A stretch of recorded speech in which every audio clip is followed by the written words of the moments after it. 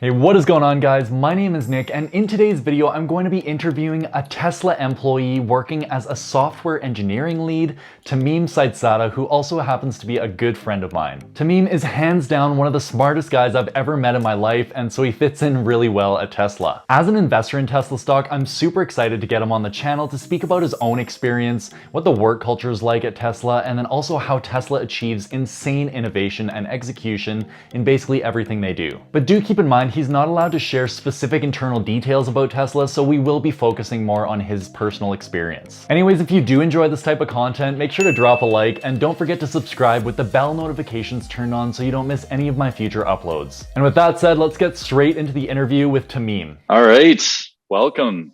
This is my friend Tamim. So we worked at Canadian Nuclear Laboratories about 4 years ago now, I think it was, where we were both doing some engineering co-op terms. So yeah, this is Tamim. Yeah, 4 years ago. Wow, time flies, huh? But yeah. So long ago now. So do you want to just introduce yourself and tell us a little bit about what led you to getting to Tesla? Yeah, so I studied mechanical engineering at Ontario Tech University in Oshawa, Ontario. I guess one of the good things was I started doing internships and co-ops early on in my school career, I guess. And my first co-op was where I met you, Canadian Nuclear Laboratories. I was in like design engineering. And from there, I expanded in the nuclear industry. So I moved on to working at like another big nuclear provider in Ontario, which is Ontario Power Generation. And then from there, I realized that my main passion was to work in tech, and specifically, I really wanted to work in the electric vehicle domain. And Tesla has always been like a passion of mine, and I just pushed the work there, And my first step was working at GM on electric vehicle development team, and then from there, I was able to get an interview at Tesla, and here I am now. Wow. Yeah, I know. I remember when we were living in the convent together. So we were with a bunch of other students that were on co-op terms. You were always talking about wanting to work at Tesla one day. You're like, mark my words, one day I'm going to work at Tesla. So yeah, can you tell us a little bit about your position and how you actually got that position? Like, what was the whole interview process? Yeah, definitely. So mine's is kind of a different route. Well, first off, like my team basically focuses on vehicle and product reliability. So basically just trying to prolong the life of Tesla vehicles and just make the vehicle experience and the customer experience just better in terms of quality and reliability. And my role is mainly taking a data-driven approach to driving that, using the data that we have to understand the products and, create design changes, software changes, or even develop plans to roll out new products and all that stuff. But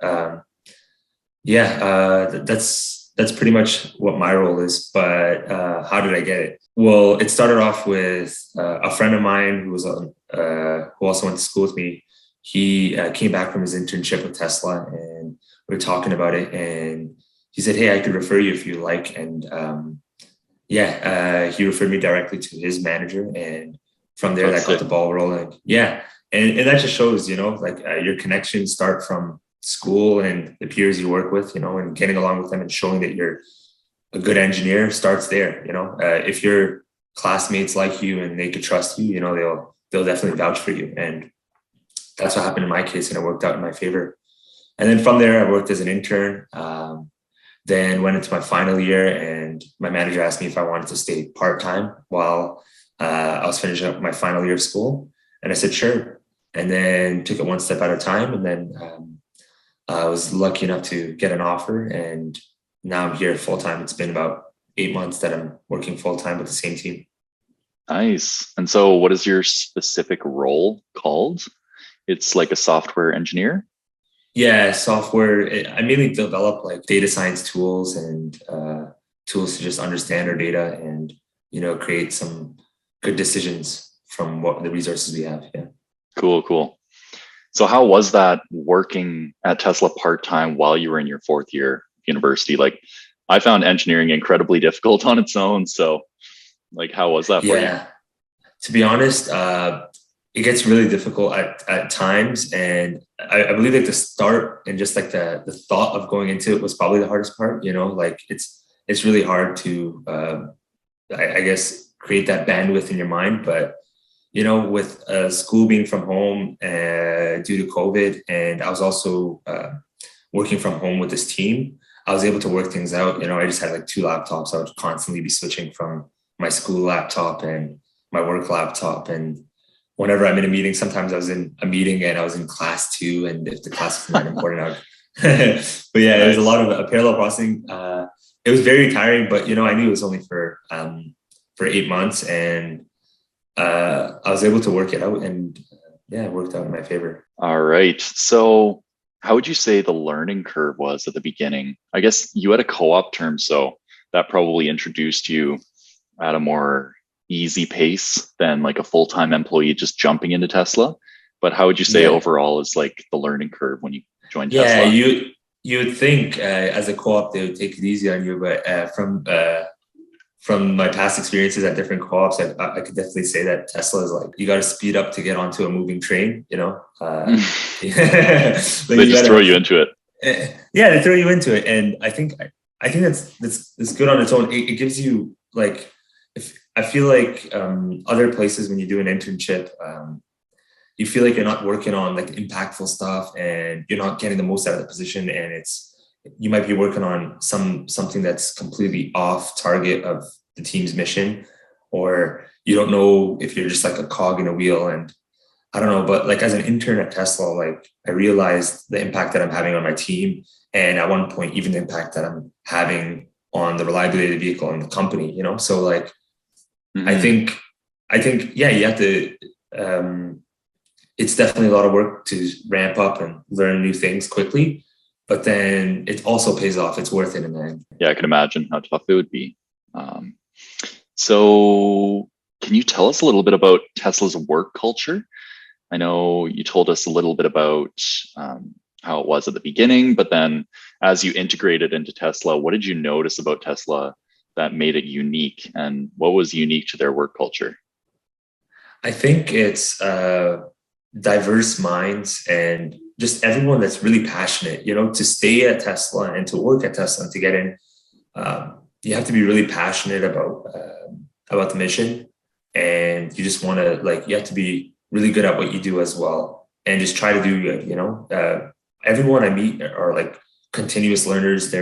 It's not that like, what amazed me the most is that like people are chosen for one role, but they're willing to learn stuff that's completely unrelated to the role, like maybe programming or, anything of that nature to make themselves better. And that was something that was, I guess, like, I really enjoyed. And, I felt like I was in a like-minded company culture, like I always want to learn and I always want to make myself better. And this team and this company as a whole wants to do that too. The next thing is just like, how the teams are integrated. There isn't like, if you ever need something from another team, it's quick, you could get it done, you could talk to them, and there aren't those barriers that you have to go through that you typically go through a corporate company, any other huge corporate company. But you don't feel like that. It still feels like a startup in the sense that like you have, and you could, as a general employee, you could have an impact on a very large impact on the company, and compared to any other company that you would work for. And that's what I just love that about it. Yeah. Right. So there's less bureaucracy and less paperwork required for things to get done. So therefore things get done faster. Yeah, no, definitely. Things definitely move quick. And yeah, that's just, yeah. And you could say that's because there's less bureaucracy and, if you think something's right, you just have to justify it to the team that's working on that, and then they can look into it, and then you can start getting the ball moving forward. Yeah, it's really easy to get the ball moving forward. Right. Okay, cool. Yeah, I remember you talking about this other company that you worked for, and like a coworker would always take these 15-minute smoke breaks, and he'd always be chatting with all the employees and things like that. Do you find employees like that at Tesla? Well, the thing is, I've been working from home the most of the time, so I don't know. I don't Gotcha. know what type of breaks you. But yeah, it would be hard for me to say. I don't know. Yeah. Yeah, Yeah. As long as people get their work done at home, I guess. Then, exactly. Yeah. yeah. All right. Next question. So what do you think makes Tesla so great at innovation and execution? Because I know they're building up all these gigafactories so quickly, and there's so much developing every week based on the FSD beta, and like just so many things going on at Tesla, and it seems like the employees are just working super quickly and super hard. So what makes them just really great at execution? Yeah, I think the first thing to start off with is our very ambitious goals. When you have those high goals that are driven to improve technology and to push the boundaries, it really motivates the engineers to start working on it. And and then once one good thing that kind of helps our innovation is, whenever we know that there's something that we could do to directly improve a product or a process, we don't wait. We just quickly go into it and dive into it and see, okay, what's the next thing we could do to drive that improvement? What's the next thing we could do to get us one step closer? And we're constantly looking at it at a microscopic level and trying to get stuff done to get ourselves closer to that ultimate goal. And then what makes that easier is, in terms of execution, is whenever we have meetings and we're looking into a problem, you never really put into a meeting that's not going to benefit you in any way. Like if you're in a meeting, it's either you're contributing or you're actually taking something away that will help you do your job. And I feel like in other companies that I've worked for, it's like you go into a meeting and you go into a meeting every day. That's like that will take up 30 to an hour of your day. And you usually don't really take anything away, and you probably don't even talk in it. And there's like 20 people in that meeting. And I find that happening a lot in other companies, but it's actually frowned upon at Tesla.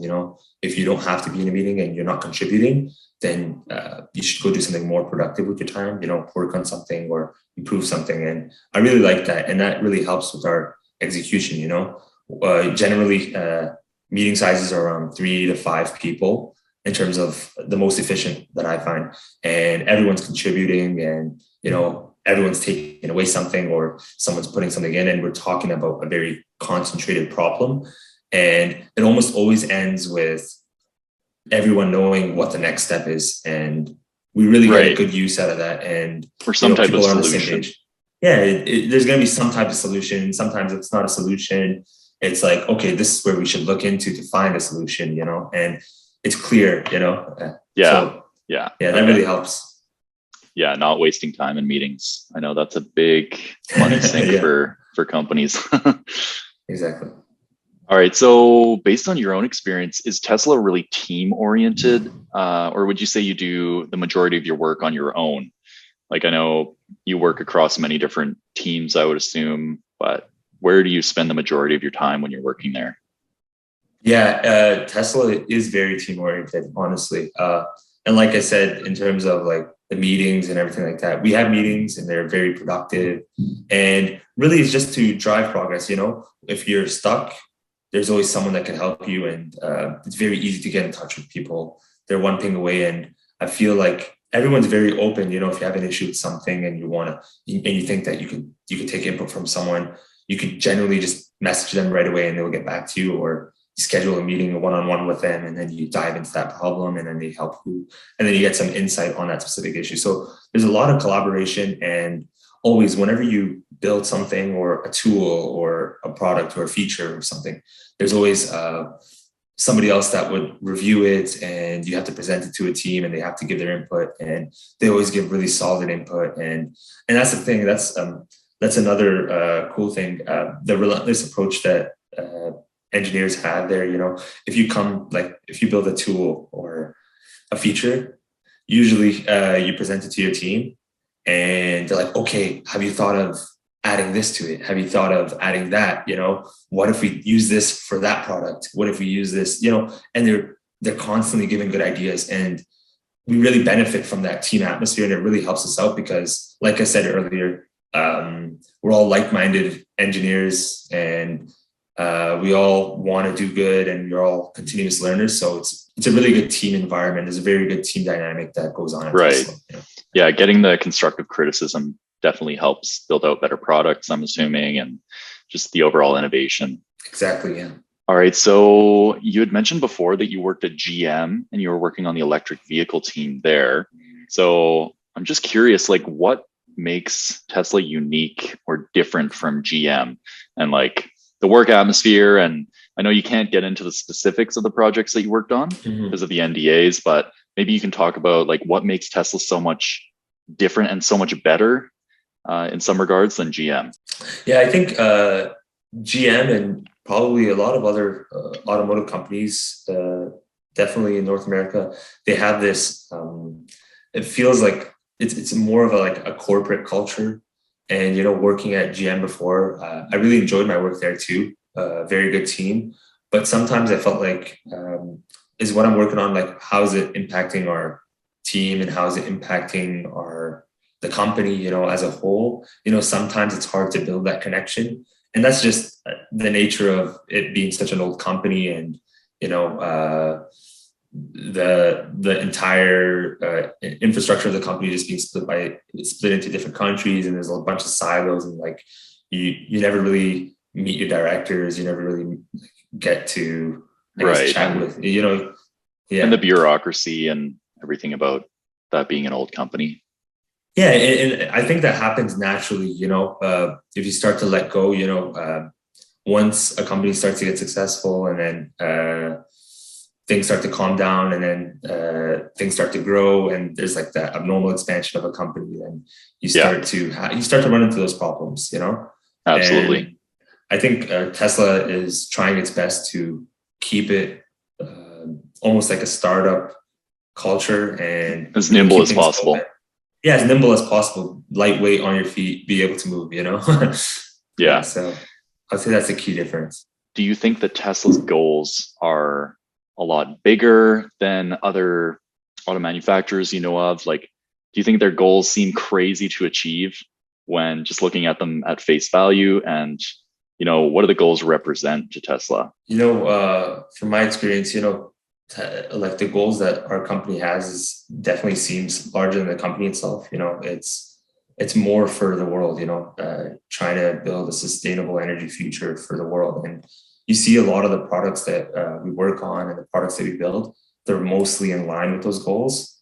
And you won't see, like, you could talk about any product that Tesla's working on, and you can see where it fits with the company values, and that's really nice. And you can definitely tell that these products aren't aren't being worked on just for the sake of getting a profit, but rather for completing these goals. And that alignment with the company's values and what the company's actually doing is really nice at Tesla.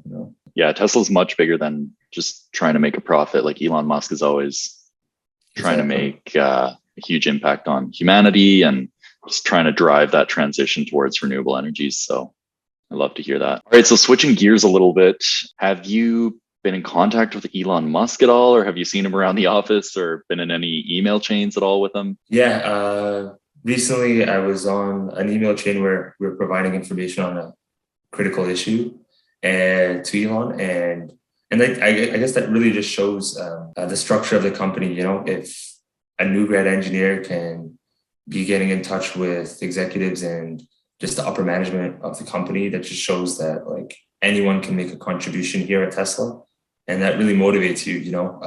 The work that you're working on isn't just being seen by some random person or a random team, and you're not working on something that's never going to see the light of day, or you're not working on a task that really isn't that useful. It's always mission driven, and sometimes you could get visibility from the upper team, and that really speaks a lot for the dynamic we have here at Tesla. But yeah. Mm-hmm. Yeah. So like if you had some ingenious idea about how to improve, say, full self-driving, for instance, would you feel comfortable sending Elon an email about that to be able to improve the product? I mean, I think if it's super mission critical, and there have been cases where people message Elon that there's like a specific issue, and if it's needed that like the only way for the specific issue to be handled is through Elon, then yeah, definitely that could be the case. But also we have a very good management team, and generally bringing it up with them also puts you in the right direction, I guess. Yeah. Yeah, I know. I reached out to in one of my old jobs. I reached out to higher level executive by accident. Actually, I was asking the individual if he needed his meeting room, and then I got contacted by my manager about a few hours after that, and he was not happy about that. So, just like being able to reach out to anyone within the company if you do have a reason for it, like I think that's really cool. Yeah, no, yeah, you don't feel, and that's like the corporate bureaucracy that you have in typical companies. You don't feel that way at Tesla. Like my goal is to genuinely do something good, and I don't have any specific. I guess I'm not trying to do anything that's off topic. Like I'm genuinely trying to do something good, and if you're genuinely trying to do something good, there shouldn't be really a problem with that, Mm-hmm. And I see that a lot in different companies. Like if you're trying to talk to like an executive, you have to first go through your manager and this, like you can't directly respond to an email from an executive unit. They're directly chatting with you, like, Yeah, Over here you exactly. could reply yourself. You have your own voice, and you're an engineer and you're a professional, and usually when you work on a problem, who knows more about that problem than the person that's actually working on it, and sometimes you're the only person that could give a genuine input on a specific situation. Your voice is the most important, like a director or a manager, they only know what their team is working on, and sometimes to get that good input you have to talk directly to the person that's working on that issue. All right. So I'm assuming you take advantage of Tesla's employee share purchase program. I heard about it in some other YouTube video. So how does that program work? And then is Tesla a high conviction investment for you? Like, does it make up some decent portion of your net worth? Yeah. So yeah, Tesla has a really nice employee stock purchase program, and it's like where you can put a portion of your salary towards buying Tesla shares at a discounted price.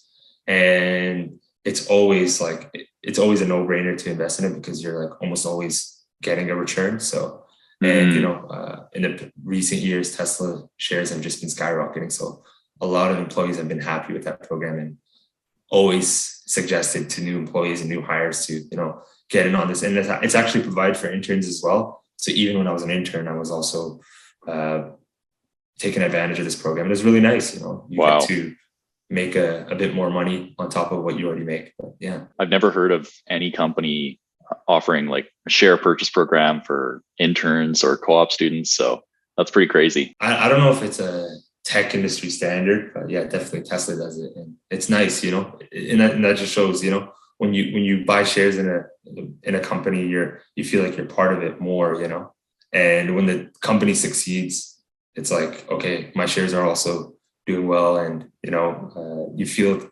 a bit more tied to the company. It's a really good thing, it's a smart thing to do. For sure. Yeah. Aside from that, signing on pretty much almost any engineer, at least that gets hired full time at Tesla, gets some amount of shares. So that vest over 4 years and follows the typical vesting schedule for any RSUs. And yeah, I definitely, when I was signed on, I got a ton of RSUs, and I'm definitely investing in the ESPP program. So yeah, ton invested in. We can only assume it's definitely a portion of your net worth.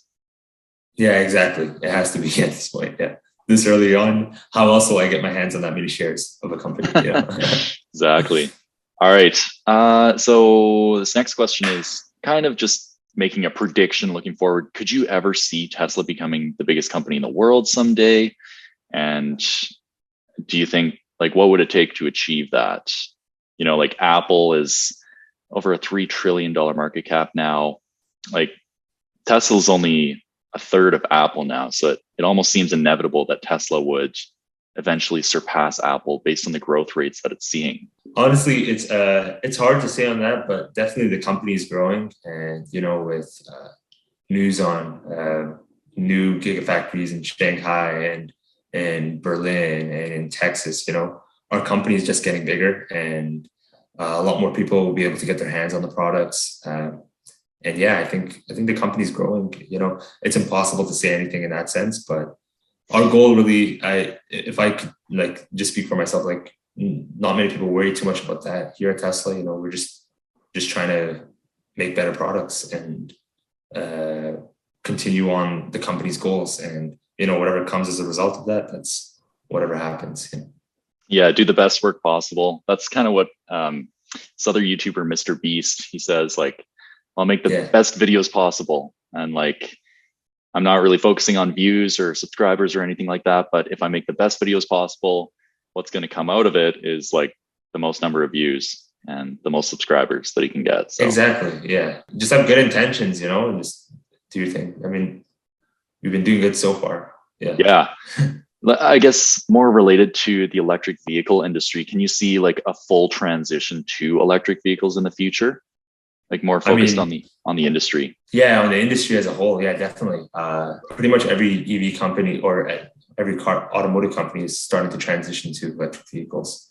And I think, yeah, definitely this is the direction we're heading in. And, gasoline engine cars are going to be a thing of the past, and we're just going to see a lot more electric vehicles and a lot more Teslas and a lot more GM electric vehicles, and just every company having their input. It's going to be, or there's definitely going to be, and it's already happening right now, a transition from combustion engines to electric vehicles. But yeah, I know we're already seeing like almost an exponential curve in terms of electric vehicle adoption. I think 2021 hit something like 7% worldwide adoption of new vehicles sold. So, and like in 2020, it was only 3 or 4%. So it's already like on that exponential curve. So you can only assume by 2030, it's just going to be massive adoption of electric vehicles, kind of like, when computers rolled out or refrigerators or brand new cars, it's following that S curve. So I think we're just in that hyper growth phase right now. And Tesla just has a huge opportunity ahead as long as they can execute. All right. So finally, the last question, what would you say is your favorite part about working at Tesla? Yeah, I think it's definitely the impact of your work. You work hard and you work on hours on a specific problem, but it's a problem that's worth solving, and it's something that would impact your team and sometimes even the company as a whole. So it makes all those hours worth it. And just working on a hard problem, spending those hours and, hitting your head against the wall, trying to solve an issue and coming to a resolution is probably one of the best feelings I've felt as an engineer. It's awesome. And great. Love to hear it. Is there anything left you would like to say? Any final words or any social profiles you want to expose? Yeah, I mean, definitely for anyone watching, feel free to follow me on LinkedIn at Tamim Saidzada, or even on Instagram, Tamim_Saidzada. But yeah, all right, it's definitely nice chatting. Yeah. Yeah, I really appreciate having you on the channel, and thanks so much for all this time that you've put up. I know you're a busy guy, so this has been awesome. Yeah, no, it's always nice catching up with you, Nick. All right, sweet. Okay, we'll talk to you later, man. Yeah, take care.